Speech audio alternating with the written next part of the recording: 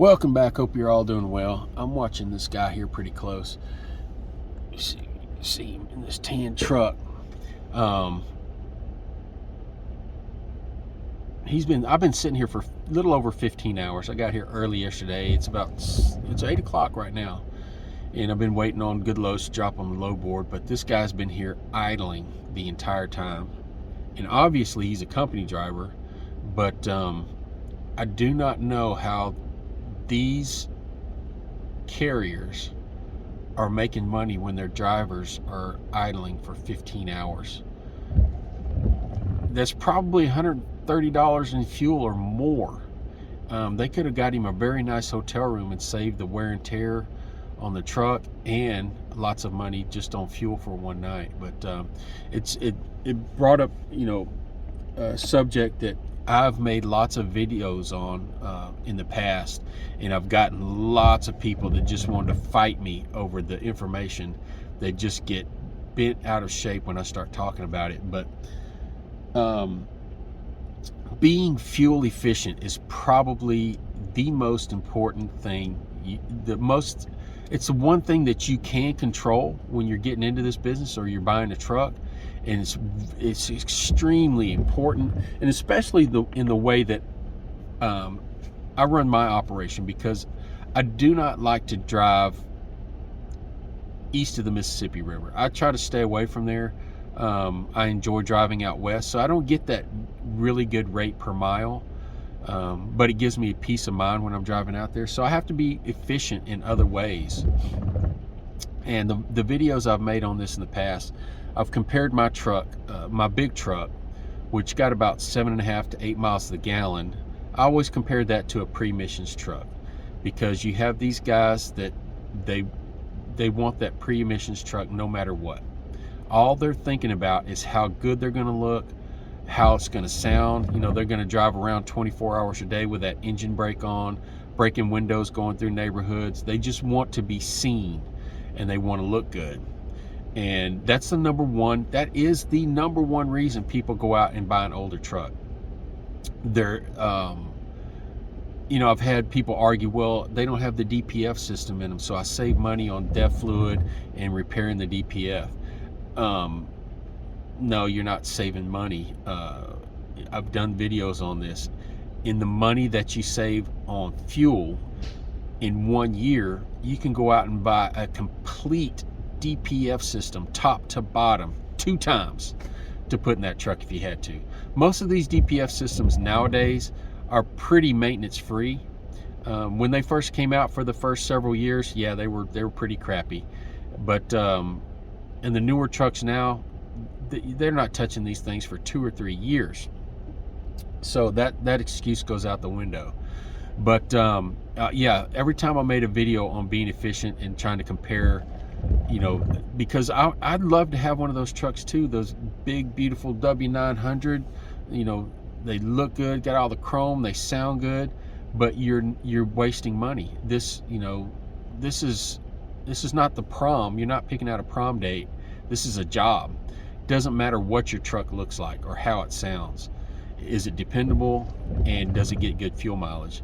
Because in the past couple of weeks, one of the things that made me think about this is, in the past couple of weeks, there's at least 4 YouTube drivers that I watch that are struggling.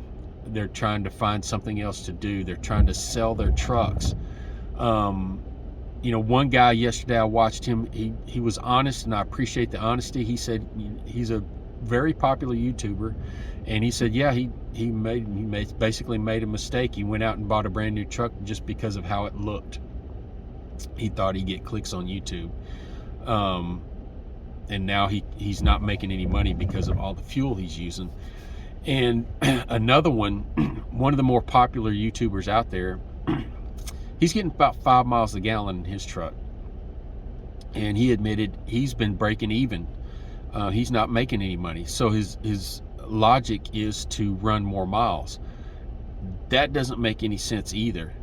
If you're breaking even, running more miles is not going to make you more money. You're just going to be working more for the same amount of money. You have to find better loads or get better fuel mileage. And since you're not going to get better fuel mileage, you got to find better rates per mile. That's the only way that you're going to make more money. And that right now, that is very difficult to do.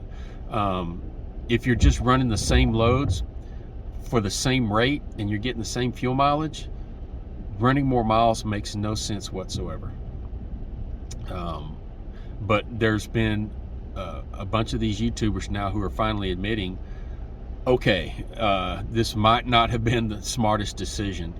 And, you know, even in my operation, I've got a fuel efficient truck. I'm in my backup truck right here in the pickup truck, but my van is pretty fuel efficient. And I bet might not get the best rates per mile, but I'm still making a very good profit. And in the way that I do my operation, I'm not in the best lanes, but that's, you know, if I get to the point where I'm not making any money, I can change that. That is a simple thing to change. I can't go back and say, oh, I shouldn't have spent $60,000 on a truck that gets 5 miles to the gallon, because I'd have to spend more money to change that situation.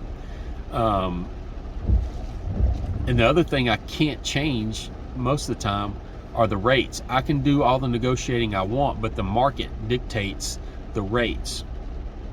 So the one thing you can control is the efficiency in how you run. And, you know, there's a truck right there. That guy's probably getting about 5 miles a gallon.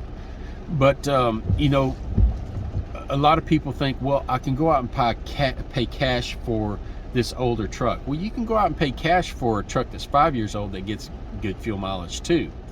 So don't think it's just something, you know, a pre-emissions truck. You know, don't listen to these super truckers who tell you that their truck never breaks down. They've got 1 million miles on it and they've never had an issue with it. Don't listen to those guys. That's what super truckers do. They want you to think that there's the biggest, baddest, and the best.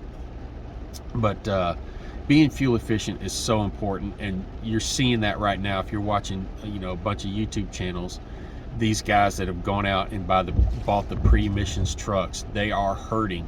They're not making any money right now, and if they're making money, you know, it's not much. I'm in a pickup truck, a F-150 pickup truck, and I'm bringing home $2,000 a week. I'm not bragging, that's a fact. Things might get worse, and if they do, I'm still in the most efficient vehicle I can get for this job. So I don't have to go back and try to change that, put a down payment on something else. I'm still able to make a profit when things are at their worst. And things are pretty bad right now, the worst I've ever seen them. Maybe 2019, it was pretty bad, but not quite this bad. This is pretty low. You know, right now we're in what should be the start of the peak season, and I'm doing hot shot. Peak season is not for hot shot. Wintertime is not for hot shot or flatbed, but I'm still making it work because, and one of the biggest reason is because fuel efficiency. This is a gas engine. I'm paying, right now I've been paying less than $3 a gallon for gas. I'm bragging about that, but that's horrible. But compared to paying over $5 a gallon for diesel, it makes a lot of sense. And I'm getting 16 miles a gallon. So I think I'm about to get washed away here, so I'll end this video. But if you're thinking about doing this, just when you're going out and picking out a truck, obviously find something that's dependable, but think about that fuel efficiency. That's going to put money in your pocket no matter how bad the freight gets.